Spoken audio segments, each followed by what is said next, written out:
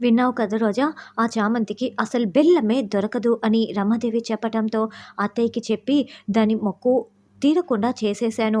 నాన్న బయటికి వస్తే నాకే కదా ప్రాబ్లమ్ అని రోజా మనసులో అనుకుంటూ ఉంటే, ఆ రామచంద్రయ్య గాడు బయటికి రాకూడదు. బయటికి వస్తే నాకే కదా ప్రాబ్లమ్ అని రమాదేవి కూడా అనుకుంటూ ఉంటుంది. అత్తయ్య మీరు సూపర్ అత్తయ్య. కూర్చున్న దగ్గర నుంచి అన్నీ చేసేస్తూ ఉంటారు అని రోజా మరింత పొగుడుతూ ఉంటుంది. ఇక చామంతి నేరుగా గుడి దగ్గర షాప్ దగ్గరికి వెళ్ళి అన్నా బెల్లమివ్వన్నా అని అడగటంతో, అయ్యో! ఇంతకు ముందే వచ్చి ఎవరో మొత్తం బెల్లం కొనుక్కుపోయారమ్మా. ఏమీ లేదని చెప్పటంతో, అవునా! ఇక్కడ ఎక్కడ దొరుకుతుందో కొంచెం చెప్పండన్నా అక్కడికి వెళ్లి తెచ్చుకుంటాను అని చామంతి చెప్తుంది. ఇక్కడ చుట్టుపక్కల అన్నీ కూడా చిన్న కొట్లే అమ్మా. నీకు ఎక్కడ దొరకదు అని అతను చెప్తాడు. వెంటనే చామంతి చాలా బాధపడుతూ శ్యామల దగ్గరికి వెళ్ళి, అమ్మ బెల్లం ఇక్కడ లేదంటమ్మా. ఇక్కడ దొరుకుతుందని చెప్పి మనం అంత దూరం నుంచి వచ్చేసాము 100 కిలోమీటర్లు. ఇప్పుడు ఎలాగమ్మా? ఈరోజే మొక్కు తీర్చుకుంటే మంచిదని అత్త చెప్పింది. మనకేమో బెల్లం దొరకటం లేదు అని బాధపడుతూ ఉంటే, అప్పుడే ఆటోలో కూర్చున్న ప్రేమ్ ముఖానికి మాస్క్ పెట్టుకొని, కళ్ళకి నల్లటి కూలింగ్ గ్లాసెస్ పెట్టుకొని, హలో! బెల్లం కోసం వెతుకుతున్నారా అని గట్టిగా కేకలు పెడుతూ అరుస్తూ ఉంటాడు. రమాదేవి, రోజా మాట్లాడుకున్నప్పుడు ప్రేమ్ మొత్తం వినేసి ఇక్కడికి ఇలా బెల్లం తీసుకొని వచ్చి ఉంటాడు. అప్పుడే చామంతి పరుగులు పెడుతూ అక్కడికి వచ్చి, ఏంటండి మీ దగ్గర బెల్లం ఉందా అని అడుగుతూ ఉంటే, అవునండి ఇదిగో ఈ ఆటో నిండా బెల్లమే ఉంది. మీకు ఎంత కావాలంటే అంత తీసేసుకోండి అని ప్రేమ్ చెప్తాడు. అయ్యో! బెల్లం లేక ఈరోజు సమర్పించలేమేమోనని మేము ఎంత బాధపడ్డామో. దేవుడు మిమ్మల్ని ఇలా ఈ రూపంలో పంపించాడండి. మాకు బెల్లం ఇవ్వటానికి చాలా థ్యాంక్స్ అండి అని దండం పెడుతూ ఉంటుంది. ఇంత మాత్రానికే థ్యాంక్స్ ఎందుకండి? ఉండండి బెల్లం నేనే మోసుకువస్తాను అని ప్రేమ్ చెప్తాడు. అయ్యో! మీకెందుకండి శ్రమ అని చామంతి అంటుంది. ఏంటండి ఇందులో శ్రమేముంది? ఇంత బెల్లం మీరెలా మోయగలరు? ఉండండి నేనే మోసుకువస్తాను అని చామ్ గుర్తుపట్టకుండా ఆ గెటప్‌లో ఉండి ప్రేమ్ మోసుకువెళ్తూ ఉంటాడు. ఏంటి నిషా అలా ఉన్నావు అని రమాదేవి ప్రశ్నిస్తూ ఉంటుంది. ఇంకెలా ఉంటుందత్తయ్య, ఆ చామంతి చేతిలో ఓడిపోయింది కదా అందుకే బాధపడుతోంది అని రోజా చెప్తుంది. నీకందుకే విజయాలు వరించటానికి నేను నీ చేత వరలక్ష్మి వ్రతం చేయించాలనుకుంటున్నాను అని రమాదేవి అంటుంది. ఏంటత్తయ్య వరలక్ష్మీదేవి వ్రతమా అని నిషా ప్రశ్నిస్తూ ఉంటుంది. అవునమ్మా, ప్రత్యేకంగా రాజమహల్లో ఆ సంస్థానంలో ఒక అమ్మవారి విగ్రహం ఉంది. ఆ అమ్మవారి విగ్రహంలో రాజమణిహారం వేసి మనం పూజ చేయించి కోరికలు కోరుకున్నామనుకో తప్పకుండా అన్ని విజయాలే సిద్ధిస్తూ ఉంటాయి. ఆ విగ్రహానికి అన్ని శక్తులు ఉన్నాయి తెలుసా? ఆ పూజ పూర్తయిన తర్వాత నైవేద్యం సమర్పించి మరు పూజలో మళ్ళీ రాజమణిహారం నీ మెడలో వేస్తాం తల్లి అని రాజమణిహారాన్ని తీసివేయాలి. ఇప్పుడు నీ చేత ఆ పూజ చేయిస్తాను, నీకు అన్ని విజయాలే అని రమాదేవి చెప్తుంది. అమ్మవారి మెడలో ఆ రాజమణిహారం వేసినప్పుడు సూర్యకాంతికి వెలుగులు వస్తాయి. ఆ వెలుగులతో నీకు అన్ని విజయాలే కలుగుతాయి. అమ్మవారి ఆశీర్వాదం తగ్గుతుంది అని రమాదేవి చెప్తుంది. థ్యాంక్స్ ఆంటీ అని నిషా అంటే, ఈ విషయం నాకు ముందే తెలిసి ఉంటే నేనే ఆ విగ్రహాన్ని రాజమణిహారాన్ని తీసుకువచ్చి విజయాలన్నీ నాకే వచ్చేలా పూజ చేసుకునేదాన్ని. ఇప్పుడు నిషాకి చెప్పిన తర్వాత నేను చేస్తానంటే బాగుండదు. సరే ఏం చేద్దాంలే ఊరుకుందాం అని రోజా అనుకుంటూ ఉంటుంది. అవి రెండు ఉపేంద్ర పర్యవేక్షణలో సంస్థానంలో ఉన్నాయి. నేను వెంటనే తెప్పిస్తాను అని చంద్రిక వరలక్ష్మీదేవి వ్రతానికి అన్ని ఏర్పాట్లు చెయ్యి అని రమాదేవి అరుస్తూ చెప్తూ ఉంటుంది. ప్రేమ్ ఆ బెల్లాన్ని మొత్తం కూడా పూజారి గారి ముందు పెడతారు. అక్కడ త్రాసు రెడీగా ఉంటుంది. అమ్మ నీ నిలువెత్తు బెల్లాన్ని నువ్వు అమ్మవారికి సమర్పించాలి. త్రాసులో కూర్చో అమ్మా అని పూజారి గారు చెప్తారు. చామ్ కూర్చోగానే ఇంకొక వైపు బెల్లం గడ్డల్ని పెడుతూ ఉంటారు.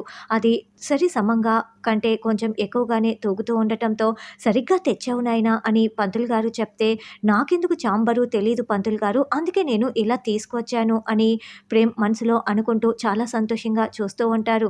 అమ్మ ఇప్పుడు తూచావు కదా, నిలువెత్తు బంగారాన్ని నువ్వు సమర్పించుకున్నావు కదా, నీ కోరిక మనసులో కోరుకొని ఆ తల్లిని వేడుకోమ్మ అని పూజారి గారు చెప్తారు. నాన్న జైలు నుంచి బయటికి రావాలి అని చామ్ వేడుకుంటూ ఉంటే, చామ్ కోరిక నెరవేరాలి అని ప్రేమ్ వేడుకుంటూ ఉంటాడు. తరువాత ఉపేంద్ర అమ్మవారి పూజ చేస్తూ, అమ్మ ఈరోజు ఈ రాజ మణిహారాన్ని నీ మెడలో వేస్తున్నాను, నాకు విజయాలు సిద్ధించేలా చెయ్యి అని మణిహారం వేయగానే అక్కడి నుంచి వెలుగు రాకపోవటంతో, అదేంటి వెలుగులు రావాలి కదా అని కంగారు పడిపోతూ, వర్మ ఇక్కడి నుంచి వెలుగులు రావటం లేదు, ఒకసారి చెక్ చెయ్యి అని ఆ రాజమణిహారాన్ని ఇస్తాడు. ఇది అసలైన రాజమణిహారం కాదు, నకిలీది అని వర్మ చెప్పటంతో, ఏమంటున్నావు వర్మ, అంటే ఆ రోజా నన్ను మోసం చేసిందా రోజా అని కేకలు పెడుతూ ఉంటారు. చూడమ్మా నువ్వు కూడా ఇదిగో ఈ నీళ్ళని ఈ బెల్లంపై సమర్పించు అని పంతులు గారు చెప్తారు. మీ పేర్లు చెప్పండమ్మా అర్చన చేస్తాను అని చెప్పటంతో రోజా పేరు చెప్తూ ఆగిపోయి రామచంద్రయ్య, శ్యామల, చామంతి అని పేర్లు చెప్తుంది. ఏవండి, మీరు మా కోసం బెల్లం ఇచ్చారు కదా! డబ్బులు ఎంతో చెప్పండి అని చామ్ అడగటంతో, అయ్యో! మాకు ఇక్కడ దగ్గరలో బెల్లం తయారు చేసే కంపెనీ ఉంది. మొట్టమొదట బెల్లం తయారు చేసింది ఇలా అమ్మవారికి సమర్పించిన వాళ్ళకి మేము ఉచితంగా ఇస్తూ ఉంటాము. కాబట్టి నాకు డబ్బులేమీ అవసరం లేదు అని ప్రేమ్ చెప్తాడు. అయ్యో! అదేంటండి, మీరు డబ్బులు తీసుకోకపోతే మీ దగ్గర నేను ఉచితంగా తీసుకున్నట్లు అవుతుంది. అప్పుడు నాకు పుణ్యం రాదు కదా! అది నేను సమర్పించినట్లు కాదు. కాబట్టి ఎంతో డబ్బులు చెప్పండి, నేను ఇవ్వాల్సిందే అని చామంతి అంటుంది. మీరలా చెప్తే నేనేం చేసేది? సరే ఒక ₹1000 ఇవ్వండి అని ప్రేమ్ చెప్తాడు. ఏంటండి, ఇంత బెల్లానికి ₹1000 అని చామంతి అంటుంది. ₹1000 కంటే నాకు ఒక్క రూపాయి కూడా అవసరం లేదండి అని ప్రేమ్ చెప్పటంతో, సరేలేండి అని ₹1000 ఇస్తుంది. సరే మీరు అమ్మవారికి దండం పెట్టుకోండి అని ప్రేమ్ పక్కకు వెళ్ళి, చామ్ చేతుల మీదుగా ఇచ్చిన ఈ ₹1000ని నీ హుండీలోనే వేస్తున్నానమ్మా. ఇది అన్నదానానికి కదా ఉపయోగిస్తారు. ఈ పుణ్యమంతా చామ్‌కే రావాలి. చామ్ సంతోషంగా ఉండాలి అని ఆ డబ్బుల్ని అమ్మవారి హుండీలో వేస్తాడు. అమ్మా, అమ్మవారి మాలలు కట్టాలి, కడతావా తల్లి, సేవ చేసినట్లవుతుంది అని పూజారి గారు చెప్పటంతో, అంతకంటే అదృష్టమా పూజారి గారు, తప్పకుండా మాలలు కడతాము అని శ్యామల, చామంతి చెప్తారు. అయితే చామ్‌కి నేను కూడా సహాయం చేస్తాను. అమ్మవారి సేవలో నేను కూడా పాలు పంచుకుంటాను. నాకు వేరే పనేముంది, ఇప్పుడు ఏ పని లేదు కదా అని ప్రేమ్ అనుకుంటూ ఉంటాడు. తర్వాత రమాదేవి ఉపేంద్రకి ఫోన్ చేస్తూ ఉంటే, రోజా నన్ను మోసం చేస్తావా అని రగిలిపోతున్న ఉపేంద్ర, ఇప్పుడు ఈవిడ ఫోన్ చేస్తోందేంటి అని అనుకుంటూ చెప్పండమ్మా అని మాట్లాడుతూ ఉంటాడు.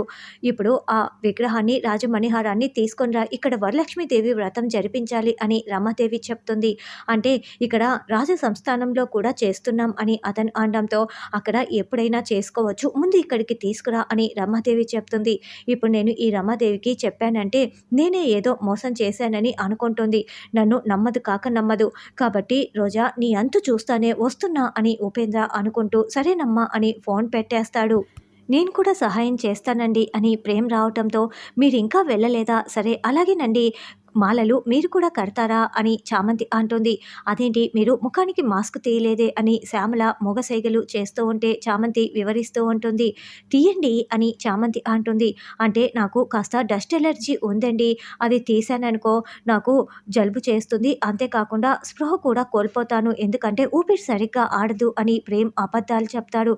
ఓ అవునా, అయితే తీయకండి అని చామంతి, శ్యామల చెప్తారు.